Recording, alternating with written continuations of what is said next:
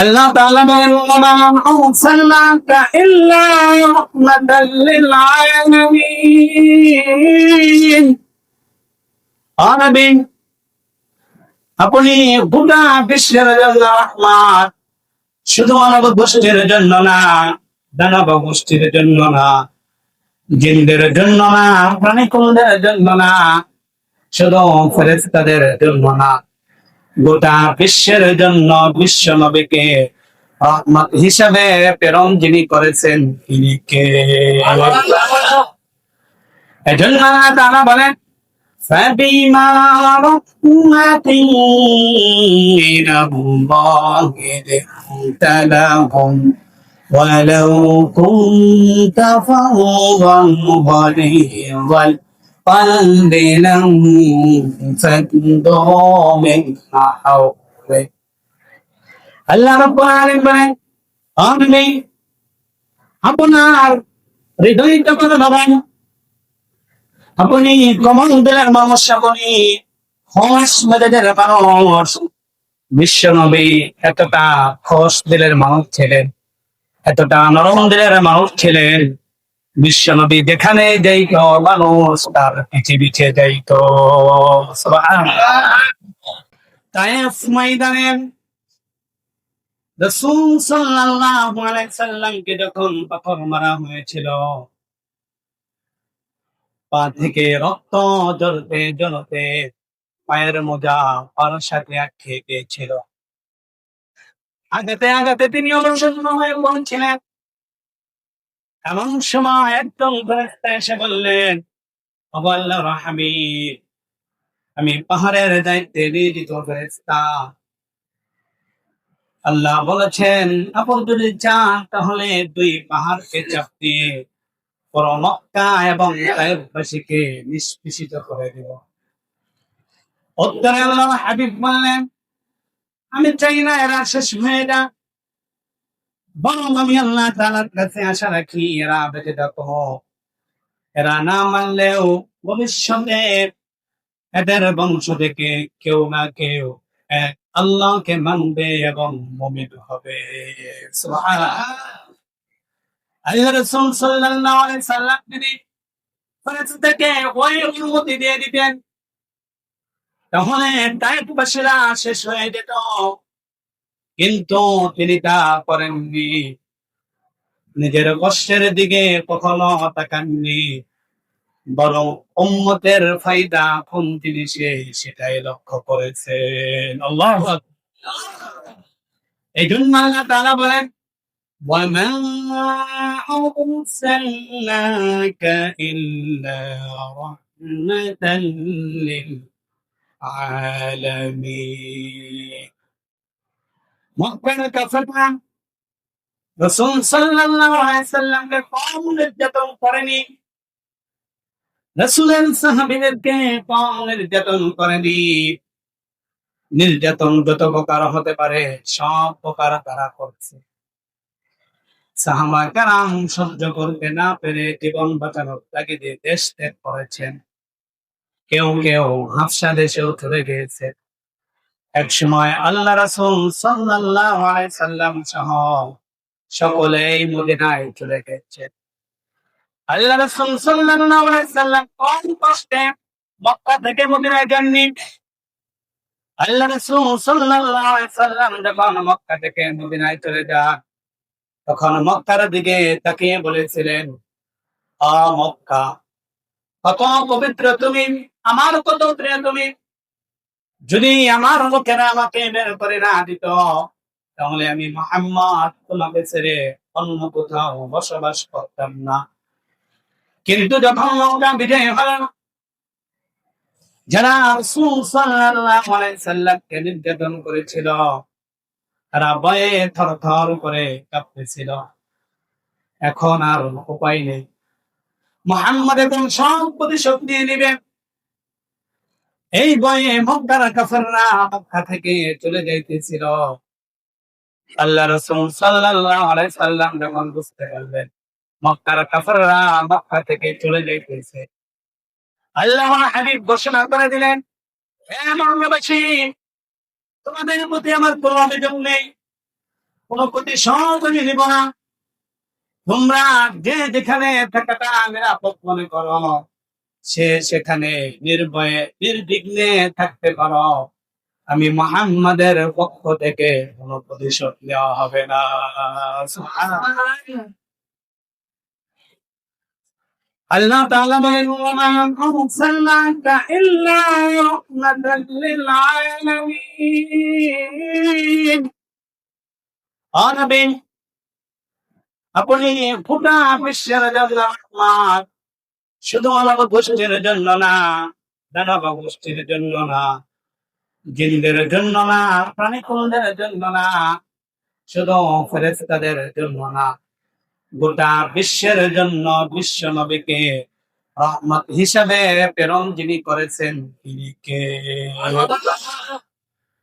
এজন্য আল্লাহ তাআলা বলেন, فبما رحمة من الله لنت لهم ولو كنت فظا غليظ القلب لانفضوا من حولك। আল্লাহ রাব্বুল আলামিন বলেন, ও নবী, আপনার হৃদয়টা বড় নরম, আপনি কমন দিলের মানুষ, আপনি খোশ মেজাজের মানুষ। বিশ্ব নবী এতটা খোশ দিলের মানুষ ছিলেন, এতটা নরম দিলের মানুষ ছিলেন, বিশ্ব নবী যেখানে যাইতো মানুষ তার পিছে পিছে যাইতো। সুবহানাল্লাহ।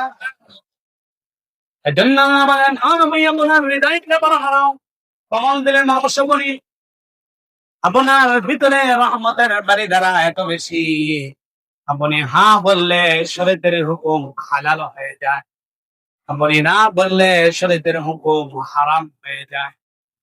আপনি আমার নবী, আমার নবী, এ নবী হ্যাঁ বললে শরীয়তের হুকুম হালাল হয়ে যায়। আপনি আমার নবী, আমার নবী, এ নবী না বললে শরীয়তের হুকুম হারাম হয়ে যায়। কোনটা হালাল কোনটা হারাম আমরা বিশ্ব নবীর কাছ থেকে শিখেছি। আপনি আমার নবী, আমার নবী, এ নবীকে বাদ দিলে কোরআন বোঝা যায় না, এই নবীকে বাদ দিলে হাদিস বোঝা যায় না, এই নবীকে বাদ দিলে নামাজ বোঝা যায় না। কারণ কেমন করে নামাজ পড়তে হবে বিশ্ব নবী আমাদেরকে হাতে কলমে শিখাইছেন। সাল্লু কামা রাআইতুমুনি উসাল্লি, আমি যেভাবে নামাজ পড়ি তোমরা সেভাবে নামাজ পড়ো। এজন্য আপনার নবী, আমার নবী, এই নবীকে বাদ দিলে রোজা বোঝা যায় না। কারণ কেমন করে রোজা রাখতে হবে বিশ্ব নবী আমাদের শিখিয়েছে। আপনি আমার নবী, আমার নবী, এই নবীকে বাদ দিলে কোরআন বোঝা যায় না, এই নবীকে বাদ দিলে হাদিস বোঝা যায় না। তাই কেউ যদি বিশ্ব নবীর সাথে বেয়াদবি করে তাকে এমনে এমনি ছেড়ে দেওয়া যায় না, ঠিক কিনা? কেউ যদি রাসূল সাল্লাল্লাহু আলাইহি সাল্লামের পারিবারিক জীবন নিয়ে কটূক্তি করে বাজে মন্তব্য করে, সে যে কেউ হোক না কেন রাষ্ট্রীয় আইন করে তাকে ফাঁসির কাস্টে ঝুলাইতে হবে, ঠিক কিনা? মুসলমান সব সহ্য করতে পারে, পিতা হারা কষ্ট সহ্য করতে পারে, মাতা হারা কষ্ট সহ্য করতে পারে, সন্তান হারা কষ্ট সহ্য করতে পারে, কিন্তু কেউ যদি আমার রাসূলকে নিয়ে গালি দেয়, বাজে মন্তব্য করে, মুসলমানরা কখনো সহ্য করতে পারে না, পারে না, পারে না, ঠিক কিনা? রাসূল সাল্লাল্লাহু আলাইহি সাল্লাম হলেন আমাদের ঈমান ও ইসলাম, এ নামের ইজ্জত সম্মান আমাদের ঈমান, এর মান সম্মান পূর্ণতা আমাদের বীর অস্তিত্বের দাবি। তাই কেউ যদি আমাদের অস্তিত্ব নিয়ে টানাটানি করে, সে যে কেউ হোক না কেন তার দেহ থেকে মাথাটাকে আলাদা করে দিতে হবে, ঠিক কিনা? কারণ রাসূল সাল্লাল্লাহু আলাইহি সাল্লামের চরিত্র আখলাক সম্পর্কে স্বয়ং আল্লাহ তাআলা সার্টিফিকেট দিয়েছে, ওয়া ইন্নাকা লাআলা খুলুকিন আযীম, হে নবী আপনি পবিত্র চরিত্রের উপর প্রতিষ্ঠিত। আল্লাহু আকবার। মক্কা ওলীদ ইবনে মুগীরা একজন কবি ছিলেন, কবিদের সম্রাট ছিলেন। এই ওলীদ ইবনে মুগীরার কাছে একবার আবু জেহেল আসে, আয়েশা বলতেছে, হে ওলীদ ইবনে মুগীরা, আমরা তো কত বেশি করি, তারপরেও মানুষদেরকে আমাদের কাছে আনতে পারি না। কিন্তু যারা একবার মুহাম্মদের দরবারে যায় তারা মুসলমান হয়ে যায়। সুবহানাল্লাহ। মুহাম্মদ এমন কি করে যার কারণে মানুষ মুহাম্মদের পক্ষে চলে যায়? ওলীদ ইবনে মুগীরা এবং আবু জাহেল পরামর্শ করে বলল, ঠিক আছে, আজকে রাত্রে যাব। মুহাম্মদ এমন কি করে শোনায়, কি পড়ে তার নিজের কানে আমরা শুনি। ওলীদ ইবনে মুগীরা এবং আবু জাহেল রাত্রে বেলায় রাসূল সাল্লাল্লাহু আলাইহি সাল্লামের দরবারে গেছে। দূরত্ব বজায় রেখে দূরে বসে তারা রাসূল সাল্লাল্লাহু আলাইহি সাল্লামের জবান থেকে কালামে পাক শোনার জন্য বসে রয়েছে। এমন সময় আল্লাহ রাসূল তার সুরলিত কণ্ঠে কোরআন তেলাওয়াত করতেছিলেন। কোরআন পাকের সূরাতুন নাহলের 90 নম্বর আয়াত, ইন্নাল্লাহা ইয়া'মুরু বিল আদলি ওয়াল ইহসান ওয়া ইতা'i যিল কুরবা ওয়া ইয়ানহা 'আনিল ফাহশা'i ওয়াল মুনকারি ওয়াল বাগই يعظكم لعلكم تذكرون। ওলীদ ইবনে মুগীরা আল্লাহ রাসূল সাল্লাল্লাহু আলাইহি সাল্লামের জবান থেকে এক শোনার পর বললেন, ওগো আল্লাহ রাসূল আবার তেলাওয়াত করেন, আমার মন ভরে নাই। আল্লাহ রাসূল সাল্লাল্লাহু আলাইহি সাল্লাম আবার তেলাওয়াত করে শোনালেন। দ্বিতীয়বার তেলাওয়াত করে শোনার পর ওলীদ ইবনে মুগীরা বললেন, আমার তেলাওয়াত করেন, তারপরে আমার মন ভরে নাই। একবার নয়, দুইবার নয়, তিনবার রাসূল সাল্লাল্লাহু আলাইহি সাল্লাম তেলাওয়াত করে শোনালেন।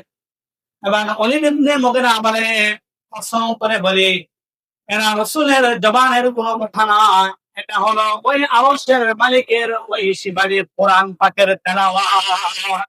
সুবহানাল্লাহ। ওলীদ ইবনে মুগীরা উপস্থিত সকলকে বলতেছে, লোক সকল, মক্কাবাসীরা তোমরা শোনো, আমি তোমাদের মানে সব থেকে বড় কবি, আমার থেকে বড় কবি আর কেউ নাই। আমি ঘোষণা দিয়ে দিচ্ছি, এরা মুহাম্মাদের জবানের কোনো কথা না, এটা স্বয়ং আল্লাহ পাকের কালাম। সুবহানাল্লাহ। এই কথা শুনে আবু জাহেল কয়, সর্বনাশ, ওলীদ তুইও দেখি মুহাম্মাদের ফাঁদে পা দিয়ে দিলি। ওলীদ ইবনে মুগীরা বলে, নেতা তাহলে কি বলবো? তুই বল, মুহাম্মদ যা বলে তা মানুষকে জাদু করার জন্য বলে। মুহাম্মদ পাগল, এর বাস্তবতা নেই, এর হাকিকত নেই। শুধু নেতার মন জয় করার জন্য, নেতার কাছ থেকে দুনিয়াবি স্বার্থ হাসিলের জন্য ওলীদ ইবনে মুগীরা মানুষের কাছে বলে বেড়াতেছে, প্রচার করতেছে মুহাম্মদ পাগল, মুহাম্মদ যা বলে তা মানুষকে জাদু করার জন্য বলে, এর কোনো বাস্তবতা নেই। বলেন না নাউযুবিল্লাহ। যখন এই কথা বলছে আল্লাহ তাআলার সহ্য হয় নাই। আল্লাহ তাআলা সাথে সাথে ওলীদ ইবনে মুগীরার ব্যাপারে 10টা আয়াত নাযিল করলেন। তার মধ্যে একটা হলো, ওয়াকুল্লিম বা'দা যালিকা জানিন। তাফসীরে মারিফুল কোরআনের মধ্যে এসেছে, জানিন শব্দের অর্থ হলো জারদ সন্তান, প্রীতি পরিচয় হে। এই কথা শোনার পর ওলীদ ইবনে মুগীরা তার হৃদয়টা থরথর করে কাঁপতেছে। ওলীদ ইবনে মুগীরা এক দৌড় দিয়ে তার মার কাছে গিয়েছে। তার মা অনেক বৃদ্ধা, চলতে পারে না, ফিরতে পারে না। ওলীদ ইবনে মুগীরা তার মার কাছে গিয়ে গলার ভিতরে দাঁড়ালো ছুরি ধরে বলে, মা শক্ত করে বলবি আমার বাবাকে, আর না হয় 2 খণ্ডিত করে ফেলবো। ওলীদের মা বলেন, বাবা ওলীদ, এই বৃদ্ধ বয়সে মেজাজ খারাপ করে তুমি আমার কাছ থেকে কি জানতে চাও বলো। ওলীদ বলে, শব্দ করে বল আমার বাবাকে। ওলীদের মা বলে, কেন মুগীরা? ওলীদ বলে, না না না, শব্দ করে বল আমার বাবাকে। ওলীদের মা আবার বলে, মুগীরা। ওলীদ আবার বলে, বল, শব্দ বলেন নয় তোর গলাকে আমি 2 খণ্ডিত করে ফেলবো। এবার ওলীদের মা বলে, বাবা কি জন্য? তুমি বলো, আমি বলতেছি। ওলীদ বলে, আমি মুহাম্মাদের সামনে বেয়াদবি করার কারণে মুহাম্মাদের রব আমাকে জারদ বলে বলেছে, আমাকে প্রীতি পরিচয়হীন বলেছে, শক্ত করে বল আমার বাবাকে। এবার ওলীদের মা দীর্ঘশ্বাস ফেলে বলে বাদাওয়ালি, তোর বাবার অর্থ ছিল, ধন সম্পত্তি ছিল, টাকা পয়সার কোনো অভাব ছিল না, কিন্তু তোর বাবার সন্তান জন্ম দেওয়ার মতো ক্ষমতা ছিল না, যার কারণে আমি অবৈধ কাজ করে তোকে গর্ভে ধারণ করেছিলাম। তাহলে কি বোঝা গেল? যে যারা রাসূলকে গালি দেয় তারা হলো যে প্রীতি পরিচয়হীন, তারাই কি জারজ সন্তান। আর রাসূলের চরিত্র সম্পর্কে আল্লাহ তাআলা বলে দিয়েছেন, ওয়া ইন্নাকা লাআলা খুলুকিন আযীম, হে নবী আপনি পূত পবিত্র চরিত্রের উপর প্রতিষ্ঠিত। আল্লাহু আকবার।